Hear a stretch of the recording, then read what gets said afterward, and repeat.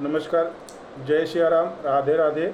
मैं प्रेम मिश्रा एक बार फिर से आप सभी का आपके अपने YouTube चैनल छोटा वृंदावन पर स्वागत करता हूँ। जैसा कि हम श्री रामचरितमानस पाठन सेशन करते हैं रोज का, तो आज हम दोहा क्रमांक 143 से आगे 144 और 145 पढ़ेंगे। हम जब मंत्री सुमंत जी लौटते हैं वन से श्री राम जी को छोड़कर, तो उसके आगे का भावार्थ पढ़ने जा रहे हैं। अगर कोई त्रुटि हो तो कृपा करके क्षमा करिएगा। दीन दयाल बिरद सम भारी, हरहु नाथ मम संकट भारी। गुह सारथी फिरे पहुँचाई, बिरहु विषादु बरन नहीं जाई। चले अवध लई रथई निषादा, होहि छनई छन मगन विषादा। सोच सुमंत्र विकल दुख दीना, धिक जीवन रघुबीर विहीना। रही न अंतहु अधम शरीरु, जसु न लहु बिचुरत रघुवीरु। यहाँ पर निषाद राज गृह सारथी सुमंत जी को पहुंचाकर विदा करके लौटे हैं। उसके विरह और दुख का वर्णन नहीं कहा जा सकता। वे चारों निषाद रथ लेकर अवध को चले।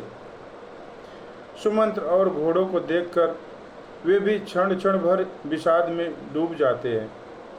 व्याकुल और दुख से दीन हुए सुमंत जी सोचते हैं कि श्री रघुवीर के बिना जीने को धिक्कार है। आखिर यह अधम शरीर रहेगा तो है ही नहीं। अभी श्री रामचंद्र जी के बिछुड़ते ही छूटकर इसने यश नहीं ले लिया।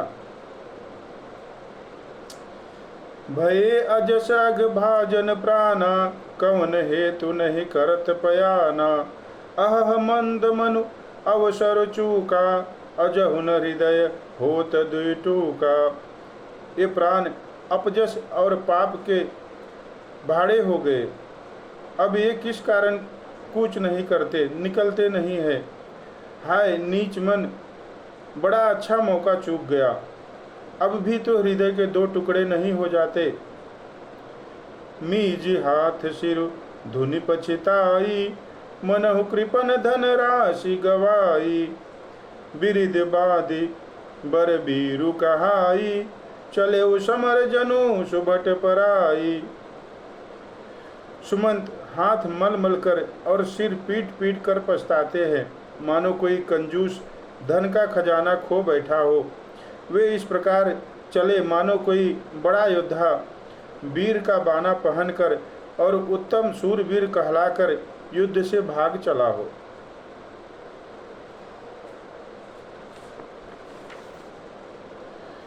दीन दयाल बिरद सम भारी, हरहु नाथ मम संकट भारी।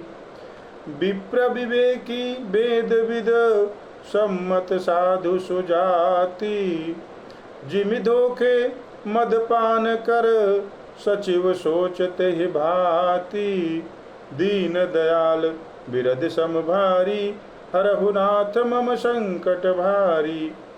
जैसे कोई विवेकशील वेद का ज्ञाता, साधु सम्मत आचरणों वाला और उत्तम जाति का कुलीन ब्राह्मण धोखे से मदिरा पी ले और पीछे पछतावे, उसी प्रकार मंत्री सुमंत सोच रहे हैं, पछता रहे हैं। जिमि कुलीन तिय साधु सयानी, पति देवता करम मन बानी। रहे करम बस परिहरि नाहु, सचिव हृदय तिमे दारुण दाहु। जैसे किसी उत्तम कुल वाली साधु स्वभाव की समझदार और मन वचन कर्म से पति को ही देवता मानने वाली पतिव्रता स्त्री को भाग्यवश पति छोड़कर पति से अलग रहना पड़े, उस समय उसके हृदय में जैसे भयानक संताप होता है, वैसे ही मंत्री के हृदय में हो रहा है। लोचन सजल डीठ भई थोरी, सुनई न श्रवण विकल मति भोरी। सुख ही अधर लागी मुँह लाटी, जीव न जाय उर अवधि कपाटी। नेत्रों में जल भरा है, दृष्टि मंद हो गई है, कानों से सुनाई नहीं पड़ रहा।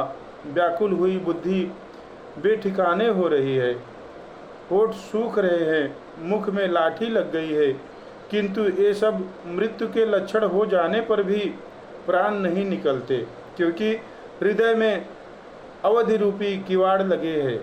अर्थात 14 वर्ष बीत जाने पर भगवान फिर मिलेंगे, यही आशा रुकावट डाल रही है। विवरण भयउ न जाई निहारी, मारे सिमनहु पिता महतारी। हानि गलानि विपुल मन व्यापी, जमपुर पंथ सोच जिमि पापी। सुमंत जी के मुख का रंग बदल गया है। जो देखा नहीं जाता, ऐसा मालूम होता है मानो इन्होंने माता पिता को मार डाला हो। उनके मन में राम वियोग रूपी हानि की महान ग्लानि छा रही है। जैसे कोई पापी मनुष्य नरक को जाता हुआ रास्ते में सोच कर रहा हो। बचन न आव हृदय पछताई, अवध काह मैं देखब जाई। राम रहित रथ देखिय जोई, सकुच ही मोहि बिलोकत सोई। मुँह से वचन नहीं निकलते, हृदय पछताते हैं कि मैं अयोध्या में जाकर क्या देखूंगा। श्री रामचंद्र जी से शून्य रथ जो भी देखेगा वही मुझे देखने में संकोच करेगा, अर्थात मेरा मुंह नहीं देखना चाहेगा। दीन दयाल बिरद सम भारी, हरहु नाथ मम संकट भारी। धाई पूछी है मोई जब, बिकल नगर नर नारी। उतर देव में सब ही तब, हृदय वज्र बैठारी। नगर के सब व्याकुल स्त्री पुरुष जब दौड़कर मुझसे पूछेंगे, तब मैं हृदय पर वज्र रखकर सबको उत्तर दूंगा। इस प्रकार दोहा क्रमांक 145 तक आज समाप्त हुआ। इसके आगे का हम कल पाठन करेंगे।